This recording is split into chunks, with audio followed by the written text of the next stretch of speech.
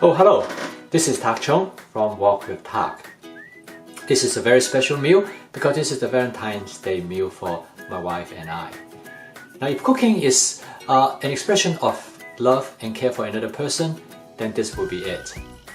We cooked this meal together and we cooked this meal with the main ingredient as is the salmon, because salmon is my wife's all-time favorite. In addition to salmon, we also include two side dishes, chicken fried rice and egg with edamame and portabella mushroom. Both of them are my wife's favorite. We cook this meal in 35 minutes from the time we walk into the kitchen to the time when we have the meal served on the table. And the benefit of working together is efficiency. On top of that, using my prepping system, I have everything already cut up and prepared and ready to go. And that's why we can cook this meal so quickly. So let's see how we actually prepare this meal. I presented this cooking video in real time so you can exactly see what is going on. I cooked this meal in a 14-inch Joyce Chen's carbon steel wok. I plan to review this wok in a later video. I started by sauteing 1 tablespoon of minced garlic in 1 tablespoon of canola oil as I normally do. This is a good method because what the garlic do is that it flavors the oil and gives the oil a nice garlic flavor. I have added seasonings to the beaten egg, which is my usual mushroom seasonings, onion powder, garlic powder, and ginger powder. I did not add cumin, but I add a little bit of paprika. Both my wife and I really like edamame, so I always have some frozen edamame on hand. The edamame is already cooked, so I do not thaw them out. I just take them from the freezer and put them directly into the egg. By the time when the egg is cooked, the edamame is ready. This is an efficient way and it saves a lot of time. The ideal texture of this dish is that you have the softness of the egg in the middle that is partially cooked, and then you have the egg on the outside that is slightly burned, and so give a little bit crispness, so you have a combination of different textures. The wok is ideal for cooking this type of dish. As you can see, by pushing the egg toward the inside, the outside of the egg that is not cooked will flow into the middle. As you can see in this process, I keep moving the egg and pushing them into the middle. And if you don't do that, then the middle part of the egg will be overcooked. At this point of the cooking, you can see that the egg is almost cooked. And since I want the middle to be soft, so I'm now going to let it cook a little bit so that the outside of the egg will be slightly brown. I then next add the portabella mushroom. I like the portabella mushroom to be slightly firm. That's why I add it toward the end. And by adding them at the end, now I start to fold the egg around it. It's almost like to the point like an omelette. So I only cook the mushroom very lightly. Since the middle of the egg is still relatively fluid, as I fold the egg around the mushroom, you can see that the mushroom is coated with the egg, and that gives a very nice smooth texture, which I really enjoy. At this point, I'm pretty happy with the texture of this dish, with the soft egg that is still partially cooked, and then some of the egg that is cooked to the point that is almost fried. I garnish the dish with a sprinkle of carrot to provide both color and flavor. I also add a touch of oyster sauce as well. This is truly a convenient dish from beginning to finish in less than 4 minutes. What else can you ask for? We set the dish aside and put it on the cover to keep it warm. Now we are ready to cook the main course of the dinner, which is the salmon. Well, the wok is well seasoned because not much sticking happened in the wok. In the past, if I cook in a wok that is poorly seasoned, the egg will burn into the bottom of the wok and make it very hard to clean. I do not find there's a need to wash the wok. Whatever the egg that is left in the wok is not going to affect the taste of the next dish.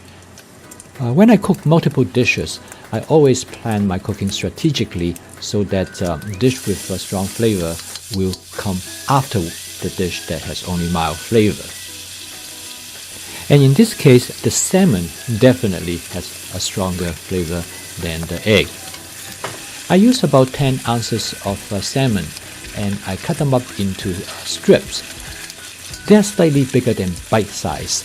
This way, I can still cook the salmon with sufficient searing that to give it some nice smoked flavor. I find this is a very efficient way to cook salmon. The stir-fry method allows the salmon to cook very quickly because of the sizes that are already cut up. And you can see that it is cooking very quickly in the wok. I try not to over stir the salmon because I do not want to break it up. As you can see, as the salmon start to get cooked, the flesh start to separate from each other. And this point, I try to really very gingerly in mixing them. Now it is almost ready, and it takes only about 40 to 50 seconds. I set it aside. I'm going to cook the vegetable now, and then I will mix the salmon with the vegetables. I have discovered this stir-fry technique is an excellent way to prepare salmon, particularly if I want to cook the salmon with other vegetables to create a combination of vegetable and salmon. Again, I see no point in washing the wok. I immediately put a little bit canola oil and saute 1 tablespoon of minced garlic.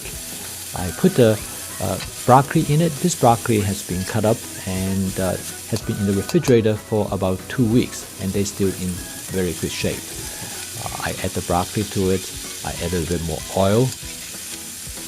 I give it a quick stir to make sure the broccoli is properly coated with oil. At this point, the frying is very important in generating flavor molecules on the surface of the broccoli, and it makes a huge difference. I add a few Brussels sprouts mainly for myself. I really like Brussels sprouts, even though this dish is primarily going to be broccoli. The next step is to steam the vegetables. I add some water to it. As you can see, it generates lots of steam.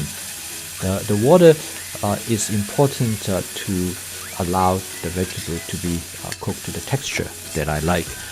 This is the part that you can have a lot of control. If you like it to be softer, you add more water and you cook it longer. And if you like to be crisp, like I do, then you just cook it shortly and then it's ready.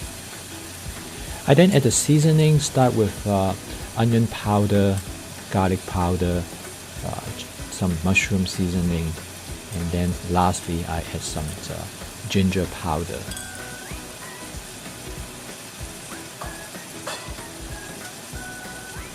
These are my basic seasonings, but for this dish I also add some lemon pepper.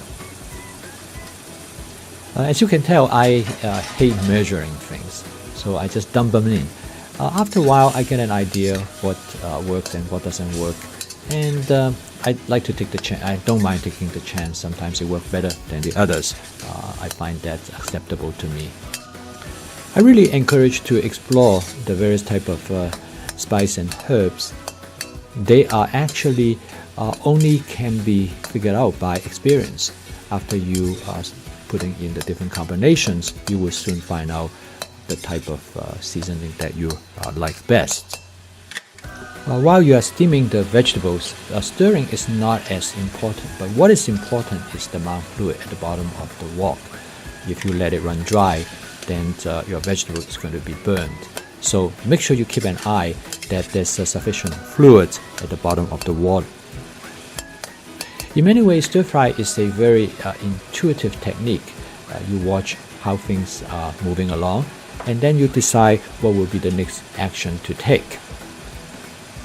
And when I think the vegetable is almost done, then I would allow the fluid to evaporate as much as possible so that I can concentrate the flavor on the vegetables.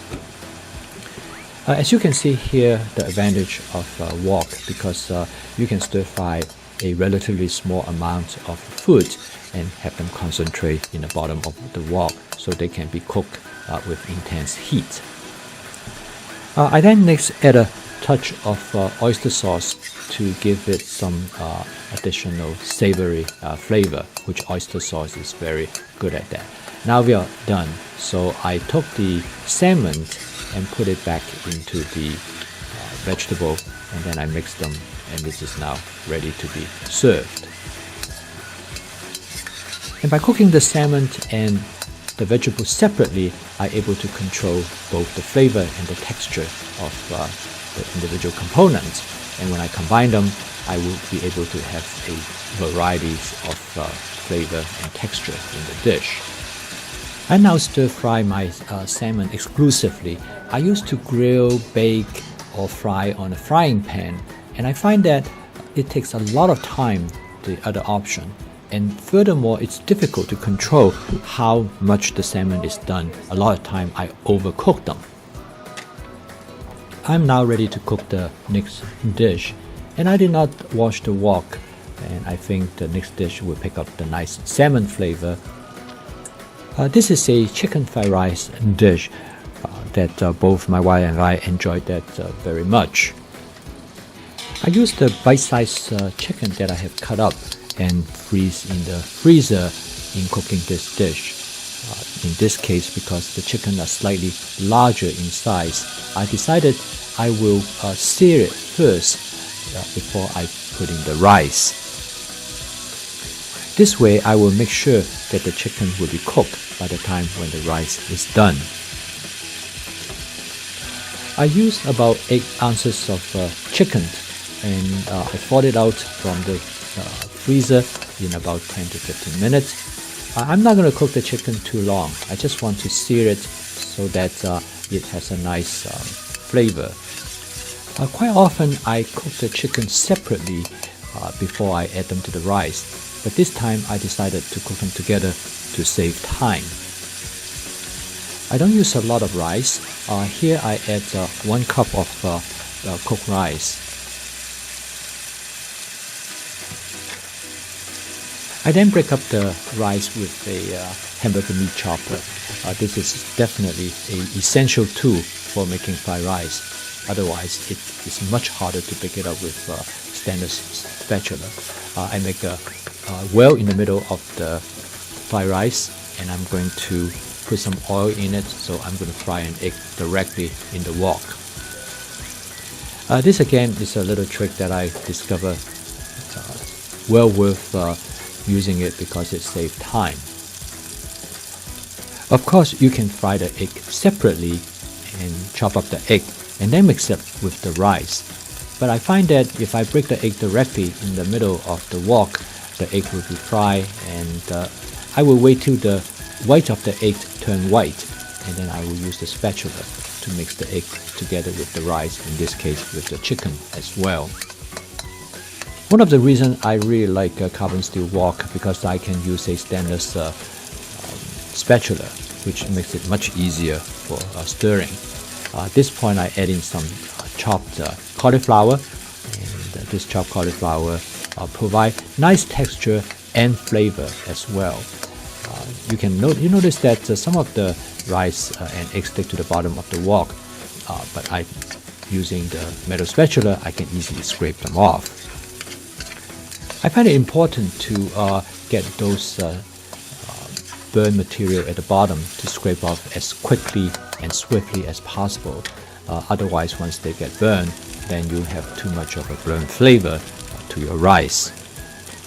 The next step is for me to add my seasoning. Again, I use my same basic seasoning set. I use some mushroom seasoning, some onion powder, some garlic powder, and some ginger powder. Those seasonings actually, whatever you put into it, really do not change the flavor that much. So by adding a little bit more, a little bit less, is not going to make a whole lot of difference. Now I'm going to mix it up again. Again, you see that I have some sticking at the bottom, so I'm using my spatula to make sure I scrape things off as I stir fry.